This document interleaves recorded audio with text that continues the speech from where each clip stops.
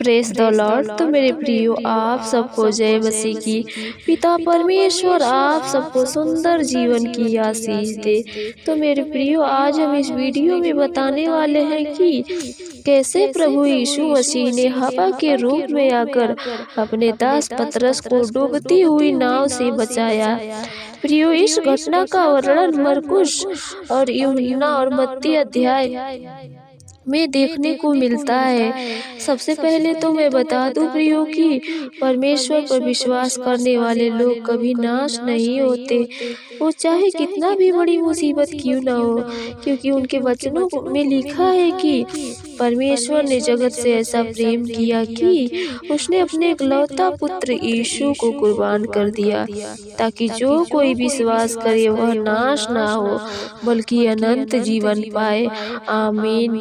तो प्रियो, इस वचन से हमें यही सीख मिलती है कि हम विश्वासियों का जो परमेश्वर पर भरोसा है, हम हमारे मुसीबतों में कभी नाश नहीं होते, बल्कि हम सामर्थ्य के साथ उस मुसीबतों को टालने की इच्छा रखते हैं और हमारे जीवन में पिता परमेश्वर का हाथ हमेशा रहता है। प्रियो, बस हमें अपने परमेश्वर के प्रति जो विश्वास है वो कायम रखना है। हमारे साथ चाहे कोई भी मुसीबत हो या कोई भी शैतानी शक्तियाँ हो, हमारा कुछ नुकसान नहीं कर सकती। तो चलिए प्रियो, वीडियो शुरू करते हैं। वीडियो में जाने से पहले आप लोग अगर हमारे चैनल पर नए हैं तो प्लीज हमारे चैनल को सब्सक्राइब कर लें और इस वीडियो को लाइक कर दें, शेयर कर दें और बेल आइकन वाली बटन जरूर प्रेस करें, ताकि जब भी हम कोई वीडियो डालो या बाइबल स्टडी भरी वीडियो या प्रार्थना भरी वीडियो तो सबसे पहले आप लोगों के पास पहुंचे। प्रियो, यह उस समय की बात है जब प्रभु यीशु मसीह ने 5000 लोगों को भोजन खिलाकर तुरंत अपने चेलों को आज्ञा देकर नाव पर सवार कर दिए और चेले नाव पर सवार होकर झील के उस पार जाने के लिए चल दिए और प्रभु यीशु मसीह उसी जगह रुककर लोगों को विदा करने के बाद प्रार्थना करने के लिए पर्वत पर चले गए और शाम को उन्होंने अकेले में प्रार्थना की। प्रियो, प्रभु का जीवन एक प्रार्थना से भरा जीवन था।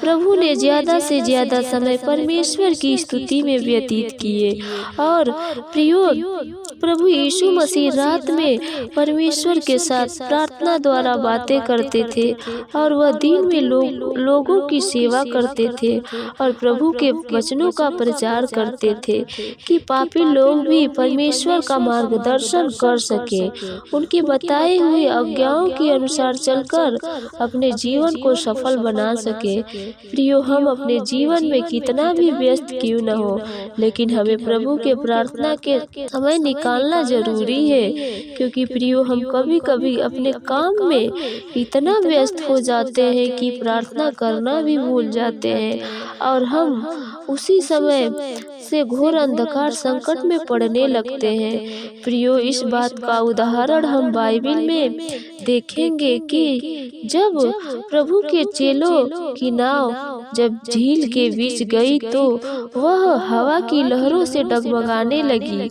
उसी समय रात्रि के 3 बज रहे थे और उसी समय प्रभु यीशु पानी पर चलते हुए उनके पास आए तो उनके चेलों ने घबराकर कहने लगे कि ये तो कोई भूत है और डरकर चिल्लाने लगे।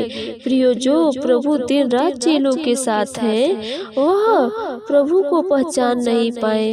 प्रियो, यह बात हमारे साथ भी होती है। हम अगर कोई मुसीबत में फंसकर इतना व्यस्त हो जाते हैं कि प्रभु को पहचान नहीं पाते और घबरा जाते हैं। प्रियो, हमें हर मुसीबत में परमेश्वर के चुनावों का पहचान करना जरूरी है। तब हम आगे देखते हैं प्रियो कि जब चेले भयभीत होने लगे तो प्रभु यीशु मसीह ने उनसे कहा कि डरो डरो मत, मैं हूँ। तब नाव में बैठे पतरस ने कहा कि हे प्रभु, यदि तू ही है तो मुझे आज्ञा दे कि मैं पानी पर चलकर तेरे पास आ जाऊं। तब प्रभु ने कहा कि आ।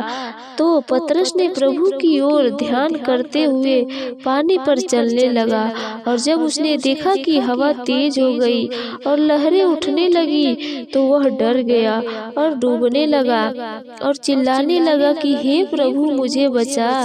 तब प्रभु यीशु मसीह ने अपना हाथ बढ़ाया और पतरस को बचा लिया। और प्रभु कहने लगे कि हे अल्पविश्वासी, तूने क्यों संदेह किया। जब प्रभु पतरस को लेकर नाव पर चढ़ गए तो हवा तुरंत थम गई, और प्रभु के चेलों ने उन्हें दंडवत किया और कहने लगे कि तू सच में परमेश्वर का पुत्र है। इस घटना से हमें सीख मिलती है कि हम परमेश्वर के साथ रहें।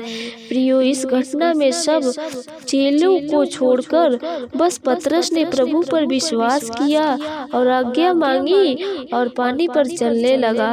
और सब चेले डर रहे थे कि पानी के बाहर पैर रखे तो डूब जाएंगे।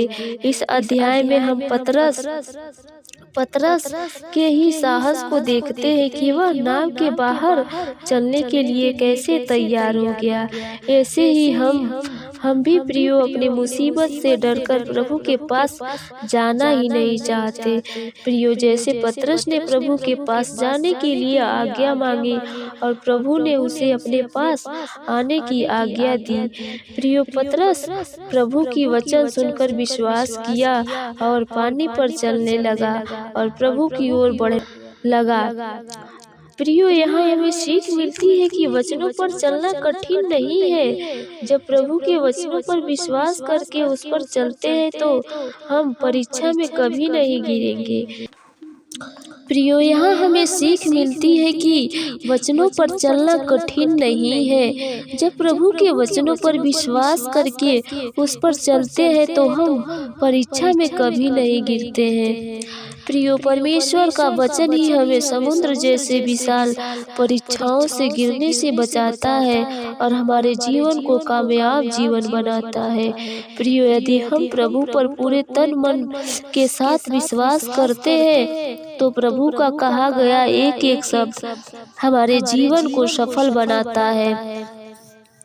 और एक महत्वपूर्ण बात, और सब चेलों में से बस एक पतरस ही था जो प्रभु पर विश्वास करके पानी पर चलने की आज्ञा मांगी और प्रभु ने उसे आज्ञा भी दी। लेकिन प्रियो, जब तक पतरस की आंखें प्रभु की ओर लगी हुई थी तब तक वह नहीं डूबा। लेकिन जैसे ही पतरस का ध्यान प्रभु की तरफ से हटकर विशाल तूफान की ओर लगा, पतरस पानी में डूबने लगा और प्रभु की ओर गुहार लगाई तो प्रभु ने तुरंत अपना हाथ बढ़ाकर उसे बचा लिया।